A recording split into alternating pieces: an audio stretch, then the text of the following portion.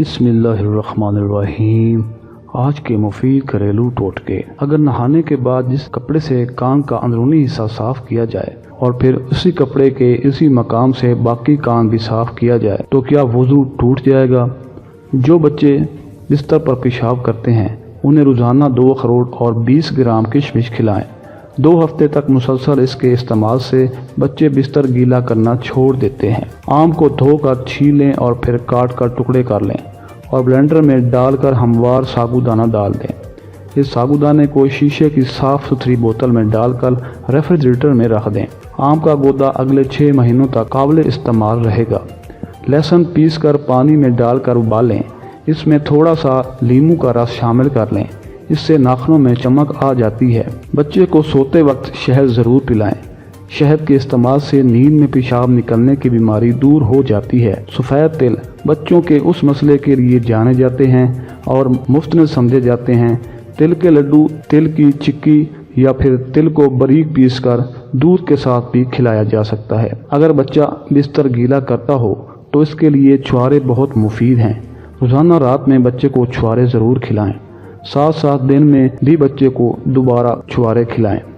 ایک بڑے دیچکے میں پانی ڈال کر چولہے پر رکھیں۔ پانی ابل جائے تو آڑو اسی کھولتے ہوئے پانی میں ڈال کر پکنے دیں۔ کسی برتن میں ٹھنڈا پانی اور برف ڈال دیں اور 2 سے 3 منٹ آڑو کو پکانے کے فوراً بعد برف کے پانی میں ڈال کر آڑو کا چھلکا اتار کر ٹکڑے کر لیں۔ برتن لیں اور اس میں آدھا گلاس پانی ڈال کر تھوڑا سا نمک یا آدھے لیموں کا رس ملائیں۔ پھر ایک بڑا چمچ شکر ملائیں اور آڑو کے ٹکڑے اچھی طرح اس مکسچر میں ملا لیں۔ پھر ایک ایئر ٹائٹ بیگ میں آڑو کے ٹکڑے مکسچر سمیت ڈال کر فریزر میں رکھ دیں۔ 1 کپ گڑ میں آدھا کپ کالے تل اور 1/4 کپ تل کا آدھا حصہ اجوائن ملا لیں۔ آدھا چمچ صبح و شام بچے کو کھلانے سے بچے کا بستر پر پیشاب کرنا بند ہو جائے گا۔ جریان اور پیشاب کے قطروں اور کبھی کبھی کسی بھی وقت قطرے خارج ہو جاتے جس کی وجہ سے نماز رہ جاتی ہے۔ ایک مرتبہ یہ دوا پیشاب کے بعد قطروں کے لیے بھی لاجواب تھی۔ جیسے ہی میں نے اس دوا کا استعمال شروع کیا میرے قطروں کا مسئلہ بالکل ٹھیک ہو گیا۔ نسخہ درج ذیل ہے۔ والشافی پھٹڑی خام یعنی پھول نہ کرے بلکہ اصلی حالت میں 10 گرام کباب چینی 100 گرام دونوں نہایت باریک کر کے پیس لیں۔ 1/4 چھوٹا چمچ دن میں 4 بار یا حسب ضرورت 6 بار کچی لسی یا پانی کے ہمراہ دیں۔ بس ایک احتیاط لازمی اور نہایت توجہ طلب ہے۔ اس وقت کباب چینی کی بجائے ایک اور دوائی ہے اصل کباب چینی کی نشانی یہ ہے کہ اس کے ساتھ ڈنڈی ہوگی۔ یہ کالی مرچ کی طرح کے بیج ہوتے ہیں۔ اگر ڈنڈی نہ ہو تو ہرگز نہ لیں۔ اس دوا کے مزید فوائد یہ ہیں۔ دل کے مریضوں کو جنہیں دورہ پڑ چکا ہو یا دورے کے اثرات اور علامات ہوں انہیں بہت فائدہ ہوگا۔ معدے کے انفیکشن، السر، تیزابیت، جھلی کا سکڑ جانا یا گیس تبخیر نے عاجز کر دیا ہو، غذا کی نالی چلتی رہتی ہو، ایسی حالت میں یہ دوا لاجواب اثر رکھتی ہے۔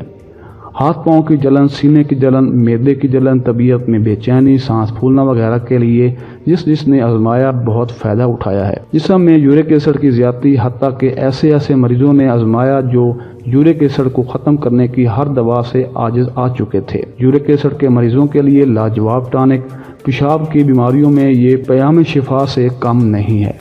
پیشاب کی جلن، قطرہ آنا، پیشاب کی رکاوٹ، حتیٰ کہ پتھری کے لیے بھی پیشاب سے پہلے یا بعد میں قطرے گرنا، جگر کے امراض، ان سب عوارضات کے لیے یہ ایک نہایت مفید اور میسر دوائی ہے۔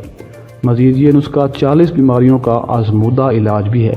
یہ نسخہ میں نے کافی لوگوں کو دیا ہے، الحمدللہ جس نے بھی آزمایا ہے لاجواب ہے۔ جو لوگ کان کے مسائل میں ہیں، جن کو پیپ آتی ہو، سنائی نہ دیتا ہو، وہ استعمال کریں، انشاءاللہ شفا ہوگی۔ ملٹھی، ہلدی، سونف ہم وزن اور کالا نمک حسب ضرورت لے کر باریک کر کے چھان لیں۔ یہ پھکی بن جائے گی۔ آدھا چمچ دن میں 1 بار کھانے کے بعد۔ جن کو دائمی نزلہ زکام ہے، دائمی ریشہ ہے، استعمال کریں، انشاءاللہ آرام آ جائے گا۔ 1 ماہ مسلسل استعمال کریں۔ سن پن، پاؤں کا سن ہونا اعصابی کمزوری کی اہم علامات ہے۔ جب اعصاب تک کسی بھی سبب مطلوبہ مقدار میں خون نہ پہنچ پائے تو خون میں شکر کی مقدار بڑھنے کے نتیجے میں اعصابی کمزوری جنم لیتی ہے۔ ابتدا میں پیروں میں شدید درد ہوتا ہے، پھر بتدریج سونپن یا پاؤں میں سنسناہٹ یا چونٹیوں سی رینگتی محسوس ہوتی ہے۔ بہتر تو یہی ہے کہ جب پاؤں میں درد محسوس ہو تو معالج سے رجوع کر لیا جائے تاکہ سنپن کی شروعات پر بروقت قابو پایا جا سکے۔ پیروں میں جلن۔ ذیابیطس کے مریضوں میں پیروں کی جلن بھی ایک عام شکایت ہے۔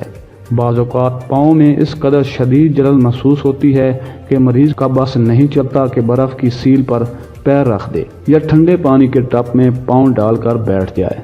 اکثر مریض تو رات بھر سو بھی نہیں پاتے اور بے چینی کی سی کیفیت محسوس کرتے ہیں۔ پاؤں ٹھنڈے رہنا۔ اکثر مریضوں کے پاؤں ٹھنڈے رہتے ہیں۔ بعض اوقات مریض آگ جلا کر یا ہیٹر کے سامنے پاؤں کر کے گرم کرنے کی کوشش میں اپنا پیر بھی جلا بیٹھتے ہیں۔ یہ علامات خون کی گردش کی کمی ظاہر کرتی ہے، ہنی فوٹ کہلاتی ہے۔ اس طرح کے پیر سرخی مائل اور چکنے دکھائی دیتے ہیں۔ ان سے بال بھی بتدریج غائب ہو جاتے ہیں اور چھونے پر ٹھنڈے محسوس ہوتے ہیں۔ اس کے برعکس جو پاؤں دکھنے میں زرد، کھردرے یا تلوے کی جلد میں خشکی کی خراشیں سے نظر آتی ہیں اور چھونے پر گرم محسوس ہوں، وہ اعصابی کمزوری کی علامات ظاہر کرتے ہیں۔ سوزش۔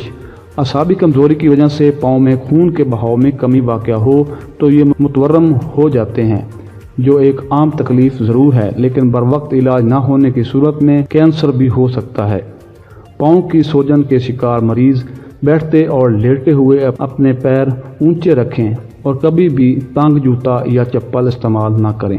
اس کے علاوہ ایسے مریض جن کے پیشاب میں چکنائی زیادہ مقدار میں خارج ہو رہی ہو، ان کے بھی پاؤں متورم رہتے ہیں۔ پاؤں کی جلد پر سرخی ظاہر ہونا۔ یوں تو یہ علامات بھی ذیابیطس کی اعصابی کمزوری ظاہر کرتی ہے، لیکن بعض کیسز میں چوٹ لگنے کی وجہ سے بھی سرخی ظاہر ہو سکتی ہے۔ بعض اوقات مریض کو چوٹ لگتی ہے مگر جلد نہیں پھٹتی، تو اس صورت میں بھی سرخی نمایاں ہو جاتی ہے۔ بہرحال اگر پاؤں میں معمولی سی بھی سرخی نمایاں ہو تو فوری طور پر ڈائپینٹالوجسٹ سے رابطہ کیا جائے اور تجویز کردہ اینٹی بایوٹکس باقاعدگی سے استعمال کی جائیں، ورنہ معمولی سی سرخی بھی کسی پیچیدگی کا سبب بن سکتی ہے، جبکہ بعض اوقات سرخی کے ساتھ پیر بھی سوج جاتے ہیں۔ سب سے پہلے پیروں کے باتھ کے لیے نیم گرم پانی میں چند قطرے بیبی آئل اور اگر پاؤں زیادہ خراب ہیں تو 2 سے 3 قطرے ہائیڈروجن پر آکسائڈ اور 1 مٹھی لاہوری نمک ڈالیں۔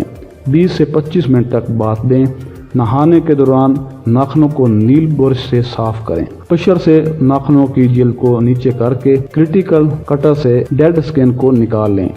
نوک والے پشر سے ناخنوں کا میل نکال لیں۔ ناخن کٹر سے ناخنوں کو شیپ دینے کے بعد ناخنوں کو فائلر سے شیپ دیں۔ ناخنوں پر زیتون کے تیل کی مالش کریں۔ زیتون کا تیل ان مفید تیلوں میں سرفہرست ہے جو جسم کی نشوونما کرتے ہیں۔